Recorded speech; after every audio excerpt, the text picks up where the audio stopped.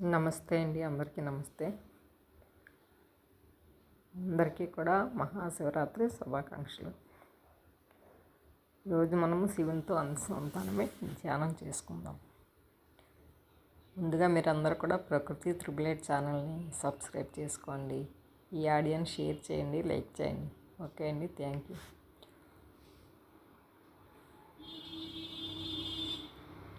మనకి శివునితో అనుసంధానమే ధ్యానం చేసుకోవాలంటే ముందు ధ్యానం ఎలా చేయాలో తెలుసుకోవాలి. తెలుసు కదా, మీ అందరికీ ధ్యానం ఎలా చేయాలో తెలుసు. రెండు చేతులు కలుపుకొని, రెండు కాళ్ళు క్రాస్ చేసుకొని, రెండు కళ్ళు మూసుకొని మన శ్వాసనే మనం అబ్జర్వ్ చేసుకుంటూ ఉండాలి.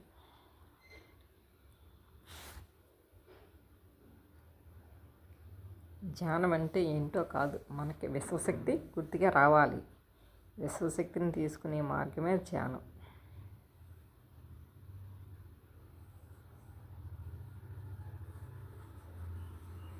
ఈరోజు మనం ఆ మహాశివునితో అనుసంధానం చేసుకుందాం. శివ రూపము అంటేనే ఆనంద స్థితి. ఆనందం అలా ఇలా కాదు, బ్రహ్మానందం కాదు, పరిపూర్ణమైన ఆనందం. పరిపూర్ణమైన బ్రహ్మానంద స్థితిలో ఉండడమే శివునితో మనం అనుసంధానమై ఉండడం అంటే పూర్తి శివతత్వంతో ఉండడం.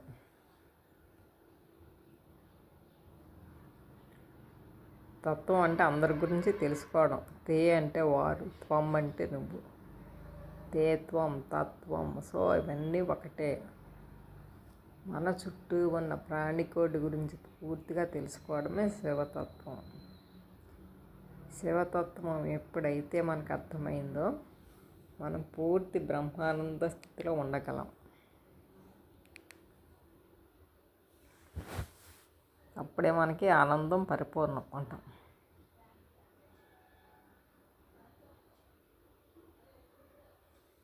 శివాయ విష్ణు రూపాయ శివ. శివస్థ హృదయం శివ, విష్ణుస్థ హృదయం శివ. అంటే ఏంటి? శివుడు కేశవుడు ఒక్కడే. శివుని హృదయంలో విష్ణువు ఉంటాడు, విష్ణు హృదయంలో శివుడు ఉంటాడు. రెండూ కూడా ఒక్కటే శివతత్వం. విష్ణుతత్వం పూర్తి వ్యాపకత్వం. శివతత్వం నిత్యానంద స్థితి. మనం శివుడితో ఎప్పుడు అనుసంధానం అవుతామో అప్పుడు నిత్యం ఆనంద స్థితిలోనే ఉండగలం.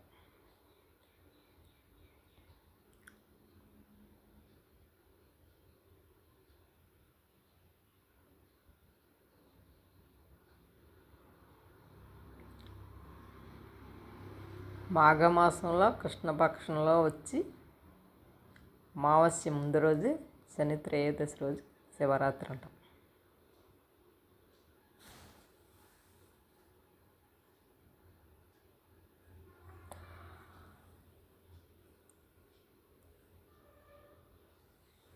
శివుని తత్వం పూర్తి పరిపూర్ణత్వం. పూర్ణత్వం ఉంటుంది, శూన్యత్వం కూడా శివుడిలో ఉంటుంది.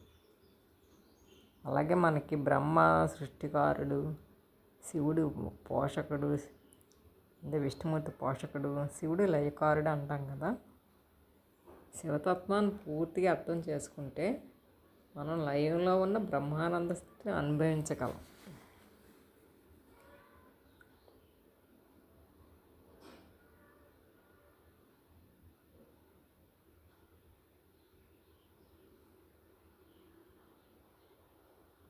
అలాంటి శివుడు లింగ స్వరూపుడు. లింగం అంటే ఇక్కడ జెండర్ అని కాదు, స్త్రీ పురుష అని కాదు, చిత్తి కేంద్రం లింగం. అందుకే మనకి చూడండి, శ్రీహరికోటలో ఉన్నది అనుబాంబుది అంతా కూడా లింగాకారంలోనే ఉంటుంది. శివుడు ఎప్పుడూ లింగ స్వరూపుడు అన్నమాట.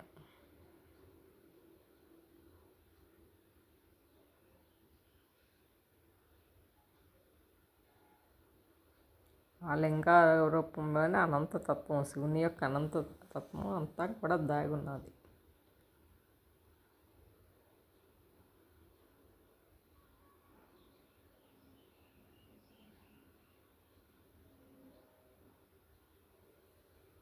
శివరాత్రికి మహాశివుడిని మనం ధ్యానం చేసి దాంతోపాటు జాగరణ కూడా చేస్తాం. శివరాత్రి ఉపవాసం జాగరణ రెండు కూడా చాలా ముఖ్యమైనవి.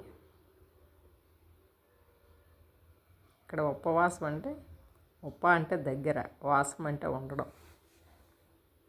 ఆ శివతత్వంతో కలిసి ఉండాలి, శివుని దగ్గర ఉండాలి అని చెప్పడం. అంతేగాని ఆ రోజు ఏదో టైంపాస్కి మనం రోజంతా సినిమాలు చూసుకోవడం, షికాలు కొట్టడం అది కాదు జాగరణ అంటే. మెలకువ స్థితిలో ఉండాలి.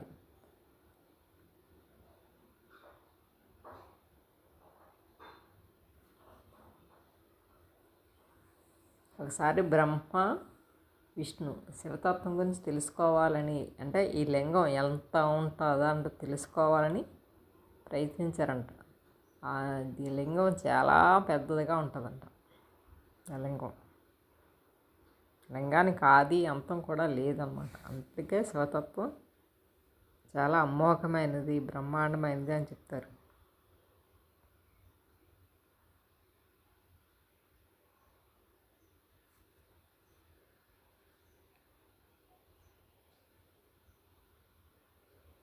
సో ఎవ్వరూ కూడా కళ్ళు తెరవకూడదు.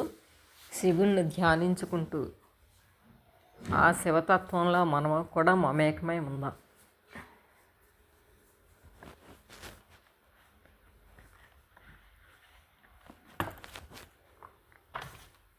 శివ అంటే ఆనందం. ఎప్పుడూ కూడా అనునిత్యం కూడా పరమానంద స్థితిలోనే ఉంటాడు శివుడు. అలాగే శివుడు భోళాశంకరుడు. ఆ శివలింగం మీద మనం చిన్నపాటి కొంచెం నీరు జల్లితే అభిషేకానికి సంతోషపడతాడు. శివుడు అభిషేక ప్రియుడు.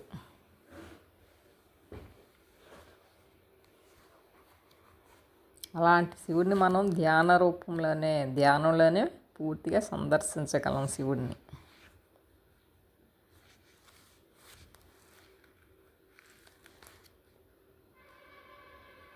తరతి శోకాన్ ఆత్మవిత్. ఎప్పుడైతే మనం ఆత్మతో కలిసి ఉంటామో అప్పుడే మన బాధలన్నీ కూడా పూర్తిగా పోతాయి.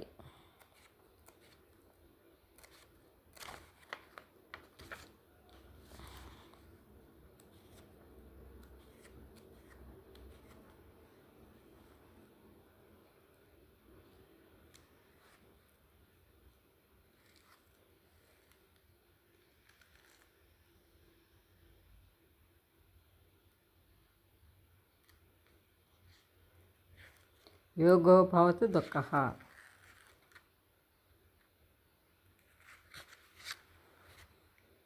మన దగ్గర దుఃఖం పూర్తిగా పోవాలంటే మనలో యోగం ఉండాలి. యోగం అంటూ ఉంటేనే మన దగ్గర దుఃఖం పూర్తిగా పోతుంది అని చెప్తున్నారన్నమాట, అని చెప్తారు.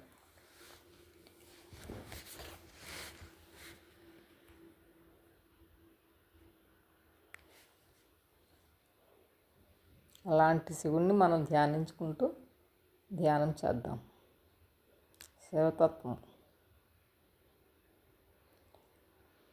శివతత్వం అంటే రెండు లేదు ఒకటే, మొత్తం అంతా వ్యాపించి ఉన్న స్థితి. పూర్ణమదం పూర్ణమిదం అంటారు. అంటే అక్కడ పూర్ణమే ఎక్కడ పూర్ణమే, అంటే ఎక్కడ లోటు అనేది లేదు, అంతా పూర్తిగా ఉంది.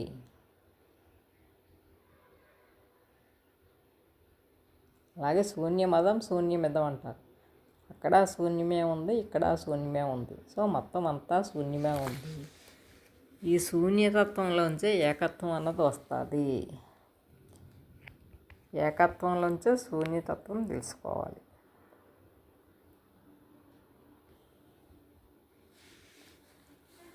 అలాంటి శివుణ్ణి మనం నమఃశివాయ అని కొలుస్తాం. నమః అంటే నాది కాదు, అంతా శివుడితే. నమఃశివాయ అంటే శివ. ఈ ఆనందం అంతా కూడా ఆ పరబ్రహ్మదే, నాదేం కాదు. నమఃశివాయ అంటే అది మీనింగ్. ఈ ఆనందం అంతా మనలో ఉన్న పరమాత్మ స్వరూపానిదే, ఆ పరబ్రహ్మదే, ఆ పరమశివుడిదే, అంతేగాని నాదేమీ లేదు ఇందులోని అని చెప్పడం.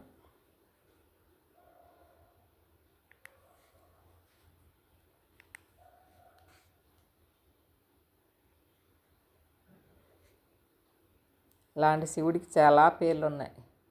శివుడు, పరమేశ్వరుడు, భోళాశంకరుడు, శంభుడు, రుద్రుడు, కపర్తి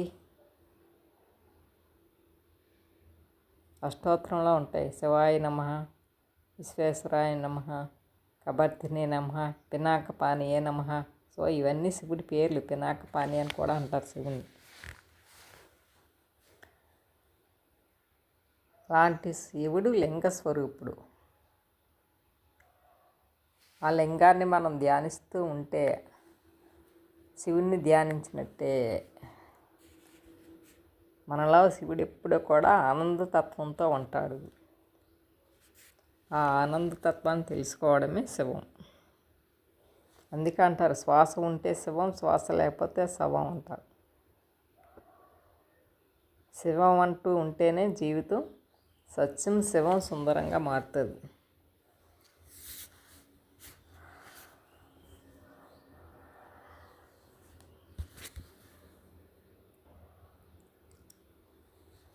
ఇలాంటి శివుణ్ణి మనం చాలాసార్లు కొలుస్తుంటాం. అర్చనలతో, పూజలతో, స్తోత్రాలతో, జపాలతో శివుణ్ణి అధ్యయనం చేస్తుంటాం. శివనామాన్ని మనం స్మరిస్తూ ఉంటాం. ఓం నమః శివాయ అందులోనే ఉంది మీనింగ్ అంతా. పంచభూతాత్మకుడు శివుడు. నమః శివాయ. నా అంటే నభము, నభము అంటే ఆకాశము. మా అంటే మరుత్తి, మరుత్తి అంటే గాలి. సి అంటే సిక్కి, అంటే సిక్కి అంటే అగ్ని.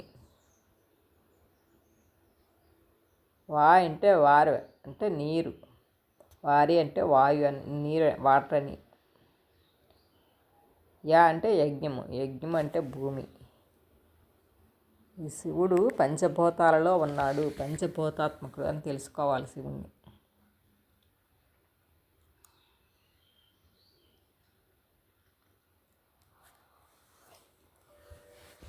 ఇలాంటి శివుడు మనకి లింగాష్టకం ద్వారా మనకి తరింపజేసాడు. లింగాష్టకం ద్వారా మనల్ని, ఈ లింగాష్టకం చదువుకుంటే చాలు శివుడు మనలోనే ఇమిడిపోతాడు అన్నమాట. నిర్గుణాకారుడు, నిరంకరుడు అంటారు కదా. నిరాకారుడు అంటే ఆకారం ఉండదు శివుడికి, లింగరూపంలో ఉంటాడు. మన ఫొటోస్ మనం పెట్టుకున్నవే. శివుడు ఎలా ఉంటాడు, బ్రహ్మ ఎలా ఉంటాడు, విష్ణుమూర్తి ఎలా ఉంటాడని మనం పెట్టుకున్నవే. కాకపోతే వాళ్ళందరూ కూడా పూర్తి యోగస్థితిలో ఉన్నవారు యోగత్వంలోనే ఉంటారు. శివుడు లింగం, మనలో ఉన్న ఆత్మ చైతన్యమే శివుడు.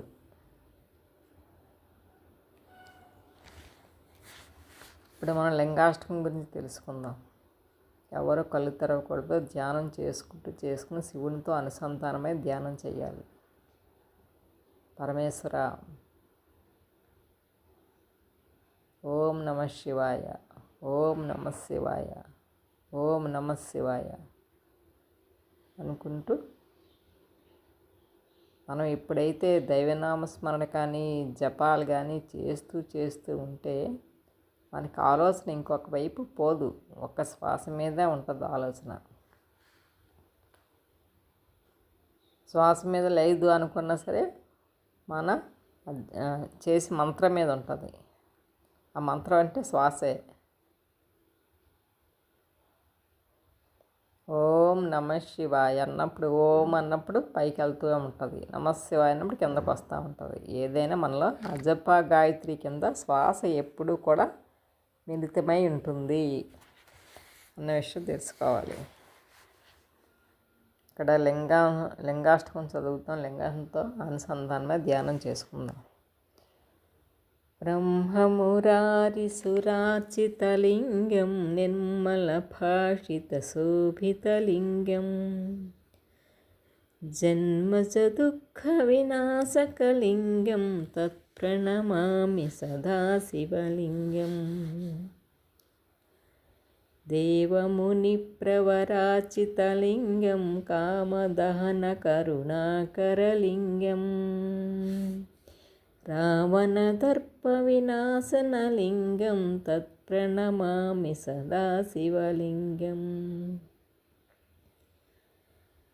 సర్వసుగంధసులేపితలింగం బుద్ధివివర్ధనకారణలింగం. సిద్ధసురాసురవందితలింగం తత్ప్రణమామి సదా శివలింగం.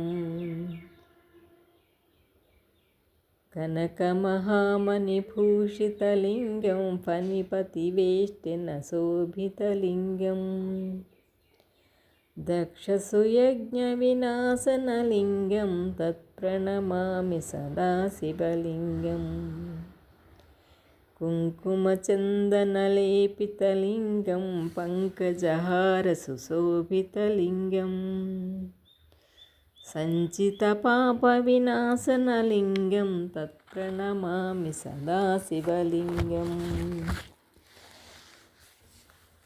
దేవగణాచితసేవితలింగం భావైర్భక్తిభిరేవ చ లింగం. దినకరకోటిప్రభాకరలింగం తత్ప్రణమామి సదా శివలింగం. అష్టదళోపరివేష్టినలింగం సర్వసముద్భవకారణలింగం. అష్టదరిద్రవినాశకలింగం తత్ప్రణమామి సదా శివలింగం. సురగురుసురవనపూజితలింగం సురవనపుష్పసదాచితలింగం.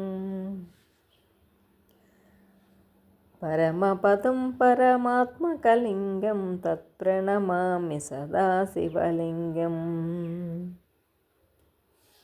లింగాష్టకమిదం పుణ్యం యః పఠేత్ శివసన్నిధౌ శివలోకమవాప్నోతి శివేన సహ మోదతే. మనము లింగోద్భవ సమయంలో, లింగం ఉద్భవించే సమయంలో ఇది పఠించడం చాలా మంచిదన్నమాట.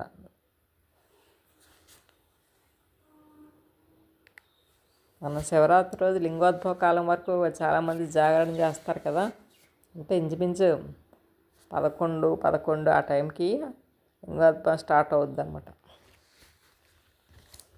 అక్కడ నుంచి 12:30, 1 గంట వరకు కూడా మనం చెయ్యాలి. ధ్యానం చేస్తే మంచిది. ఇక్కడ ఏంటి, ఒక్కొక్క దానికి మీనింగ్. బ్రహ్మ మురారి సురార్చిత లింగం. బ్రహ్మ మురారి అంటే విష్ణుమూర్తి కూడా అలాంటి లింగాన్ని పూజించారు. అలాంటి లింగం నిర్మలంగా భాషిస్తుంది, ప్రకాశిస్తుంది, చాలా అందంగా ఉంది, శోభిస్తుంది అని చెప్తున్నాను. అలాంటి లింగం ఏం చేస్తుందంట, జన్మజ దుఃఖ వినాశక లింగం. జన్మజ అంటే పుట్టడం, జన్మాంతరాల నుంచి వచ్చిన దుఃఖాలన్నీ కూడా పూర్తిగా చేస్తుంది, కంప్లీట్ చేస్తుంది. అలాంటి దుఃఖాలన్నింటినీ పూర్తిగా మార్చేస్తుంది. మన జీవితం ఆనందమయం చేస్తుంది. బ్రహ్మమురారి సురార్చిత లింగం అంటే అది. దేవముని ప్రవరార్చిత లింగం. దేవముని, దేవతల చేత, మునుల చేత, అందరి చేత కూడా అర్చించబడింది. అంటే ఎక్కువగా అర్చించబడింది. దేవముని ప్రవరార్చిత లింగం. కామదహన కరుణాకర లింగం. కాముడు అంటే మన్మధుడిని పూర్తిగా దహించి వేసింది ఇలాంటి లింగం. అలాగే ఇంకో మీనింగ్ కూడా వస్తుంది. కామాలంటే మనలో ఉన్న కోరికలన్నింటినీ కూడా ఈ లింగార్చన చేస్తే మనలో ఏవి సరి అయిన కోరికలో, ఏవి సరికాని కోరికలో, ఏవైతే ఉండాలో అవన్నీ పూర్తిగా ఉంచుతుందన్నమాట. సరికాని వాటిని అన్నింటినీ కూడా పూర్తిగా తీసేస్తుంది. ఇంకా ఏంటి, రావణ దర్ప వినాశక లింగం. రావణాసురుడి యొక్క దర్పాన్ని, అహంకారాన్ని పూర్తిగా అణిచివేసింది ఇలాంటి లింగం. అలాంటి లింగానికి నేను ఎప్పుడూ ప్రణమిలుతూ ఉన్నాను అని చెప్పారన్నమాట. అలాంటి లింగం ఎప్పుడూ కూడా సర్వసుగంధాలతోని, అంటే మంచి అందాలు, అంటే మంచి వాసనలతో ఉంటుందన్నమాట. సులేపిత లింగం. మంచి గంధాలు కూడా పూస్తారు దానికి. సర్వసుగంధ, అన్నిటి గంధాలు కూడా, అన్ని రకాలమైన పువ్వులతోనేటి, వేలతోనేటి, అలాంటి మంచి గంధాలని, సువర్ణమైన గంధాలని పోస్తారు. అలా పూస్తే ఏంటవుతుందంట, బుద్ధి వివర్ధన కారణలింగం, మన బుద్ధి కూడా పూర్తిగా వికసించడానికి కారణమవుతుంది అలాంటి లింగం. అలాంటి లింగాన్ని సిద్ధ సురాతుర బంధిత లింగం. సిద్ధులు, సురలు, అసురులు అంటే దేవతలు, రాక్షసులు కూడా, సిద్ధులు అంటే ఋషులు లాంటి వాళ్ళు కూడా అందరూ సిద్ధులు, మా సిద్ధత్వం పొందిన వాళ్ళందరూ కూడా అర్చించారు. అలాంటి లింగానికి నేను ప్రణమిల్లుతున్నాను. కనక మహామణి ధరించింది. అలాగే పాముని ఫణి పది వేష్టిన శోభిత లింగం. ఫణి అంటే పాము అనమాట. పాముని కూడా ఆ లింగాకారంలో ఉంటుంది కదా, పాము కూడా దానికి పడవిప్పి ఉంటుంది అనమాట. అలాంటి ఫణిని కూడా ధరించి ఉన్నది. అలాగే దక్షుడు చేసి యజ్ఞాన్ని వినాశనం చేసింది. అలాగే కుంకుమ చందనాలు కూడా ఈ లింగానికి మనం లేపనం చేసాము. పంకజం అంటే పద్మాలు అన్నమాట. పంకజహార సుశోభిత లింగం. పంకజం అంటే పద్మం, అంటే పంకం అంటే బురద, ఇక్కడ జా అంటే పుట్టింది, బురద నుంచి పుట్టింది పద్మం. అలాంటి పద్మం కూడా ఈ లింగాన్ని అలంకరించింది. ఆ పద్మం కూడా లింగాన్ని అలంకరించింది. అలాంటి లింగం ఏం చేస్తుంది, మన సంచిత పాపాలన్నీ పూర్తిగా తీసేస్తుంది. మనకి పాపాలు ఉంటాయి, సంచిత పాపం, ప్రారబ్ధ పాపం, ఆరోగ్య కర్మలు ఉంటాయి కదా, సంచిత కర్మలు, ఆగామి కర్మలు, ప్రారబ్ధ కర్మలు అని, అవన్నీ కూడా పూర్తిగా తీసివేస్తూ ఉంటుంది. అలాంటి లింగాన్ని నేను పూజిస్తున్నాను. దేవగణాల చేత కూడా అర్చించబడింది. భక్తి, మన భావాల్లో కూడా భక్తి అన్నది పూర్తిగా తీసుకొస్తుంది లింగం. మన ఆలోచనలో ఉన్న భక్తిని, అంటే ముందు జన్మల ఆలోచనలు ఏంటి, ఈ జన్మల ఆలోచనలు ఏంటి, మన ప్రాపంచిక ఆలోచనలు ఏంటి, అన్నిటినీ కూడా వాళ్ళన్నిటికీ కూడా ఒక సరైన అవగాహనట్టు కల్పిస్తుంది. అలాంటి లింగం దినకర కోటి ప్రభాకరుడు, అంటే ఎన్ని కోటి సూర్యకిరణాలతో ప్రకాశిస్తుంది అనమాట. అలాంటి లింగం అన్నమాట ఇది. అలాగే అష్టదళాలతో కూడా పరివేష్టితమై ఉన్నది. అన్నీ కూడా ఈ లింగం నుంచే పుడతాయి. అలాగే మన కష్టాలన్నీ కూడా లింగం వల్లే పోతాయి. అలాంటి లింగానికి నేను తత్ప్రణమామి సదాశివలింగం, అలాంటి లింగానికి నేను మోకరిల్లుతున్నాను అని చెప్తున్నారు. అలాగే దేవతల గురువు శుక్రాచార్యుడు అలాంటి వాళ్ళందరూ కూడా పూజించారు. అలాంటి దేవవానాల్లో ఉన్న పుష్పాలు ఉంటాయి కదా, పారిజాత పుష్పాలు, అలాంటి వాటితో కూడా అర్చించారు. అలాంటి లింగం పరమపదం, మనకి జన్మరాహిత్యస్థితిని కలిగజేస్తుంది. మంచి పునర్జన్మ లేని స్థితి, మంచి జన్మలను కల్పించి పరమపద సోపాన పదం అంటాం కదా, పరమపదంలో నిలబెట్టి పరమాత్మని చేరేటట్టు చేస్తుంది. అలాంటి శివలింగానికి నేను ప్రణమిల్లుతున్నాను.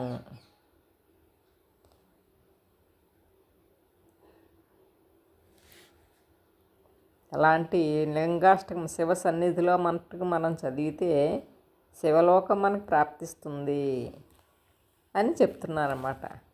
లింగాష్టకం ఇదం పుణ్యం యః పఠేత్ శివ సన్నిధిలోని మనం ఇది గనక చదివితే శివలోకం మవాప్నోతి శివేన సహమోదితే, మనం శివలోకంలోకి వెళ్ళి శివుడితో సమానంగా మనం ఉండగలము అని చెప్తున్నారు అన్నమాట.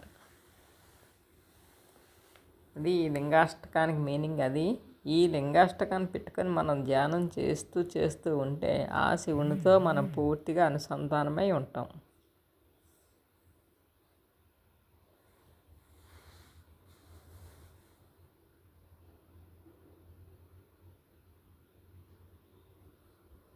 ఆ శివుడు ఎక్కడా లేడు, మనలోనే ఉంటాడు. అందుకే చెప్తారు కదా, ఎవరు తనికెళ్ళ భరణి గారు, నాలోని శివుడి గలడు నీలోని శివుడి గలడు అనేసి.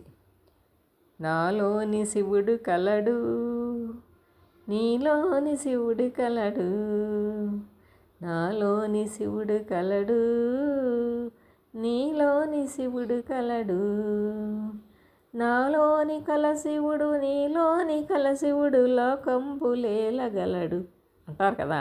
అంటే మనలో ఉన్న శివతత్వాన్ని పూర్తిగా అంతా కూడా మనం చాటితే, మనలోని తెలుసుకుంటే, మనల్ని మనం తెలుసుకొని పక్క వాళ్ళకు కూడా తెలియజెప్పితే మొత్తం అంతా కూడా ప్రపంచం అంతా కూడా ఈ భూలోకం అంతా కూడా శివమయం అవ్వగలదు.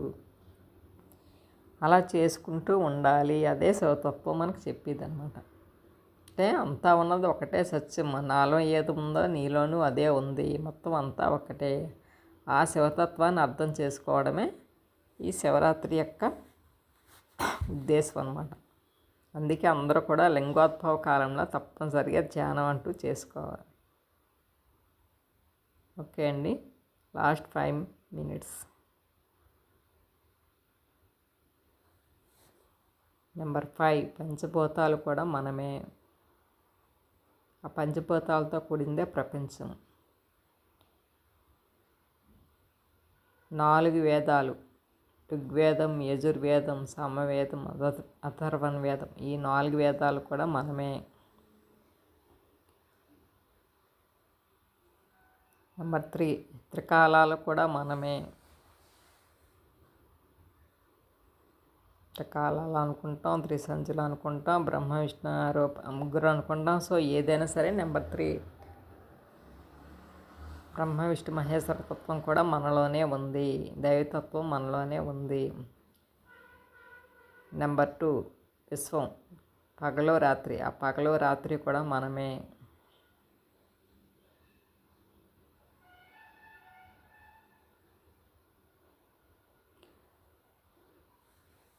నెంబర్ 1 రూపమేకం అద్వితీయం.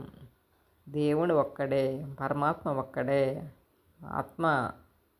ఆత్మే పరబ్రహ్మ అంటాం కదా, అది ఒక్కటే. మనలో ఉన్న పరమాత్మ ఒక్కటే, మనలో ఉన్న శివ చైతన్యం కూడా ఒక్కటే. నెంబర్ 0 అంటే మహాశూన్యం. మనం అందరం కూడా శూన్యం నుంచే ఉద్భవించాం. శూన్యం నుంచి వచ్చిన మనం మళ్ళీ ఆ శూన్యంలోకి తిరిగి వెళ్తాం. మనం ఎప్పుడైతే మూల చైతన్యం నుంచి వచ్చిన సకలాలు మనం తెలుసుకున్నామో, మనం ఈ భూమి మీద రకరకాల పాఠాలన్నీ నేర్చుకుంటూ వెళ్ళి మళ్ళీ పైలోకాలలోనే మనం ఉంటాం. ఆ మహాశూన్యంలోనే మనం కలుస్తాం.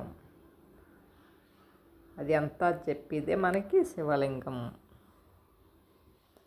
శివలింగం అంటే అందులో పూర్ణత్వము ఉంది, శూన్యత్వము కూడా ఉంది. 2 ఉన్నాయి ఈ శివతత్వంలో. అంతా శుభాలన్నీ ఇచ్చి మనల్ని పరిపూర్ణంగా చేసేవాడు శివుడే. ఏమీ లేకుండా చేసి లయం చేసేవాడు శివుడే. సో ఆ 2 తత్వాలు అంటే అర్ధనారీశ్వర తత్వం కూడా శివుల్లోనే ఉంది. ఆ శివుల్లో ఉన్న తత్వాన్ని మనం పూర్తిగా గ్రహించాలి.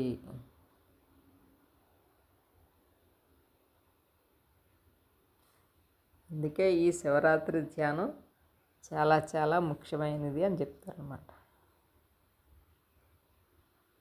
ఈ 2 చేతులు తీసి కళ్ళ మీద పెట్టుకోండి. 5 4 3 2 1 0.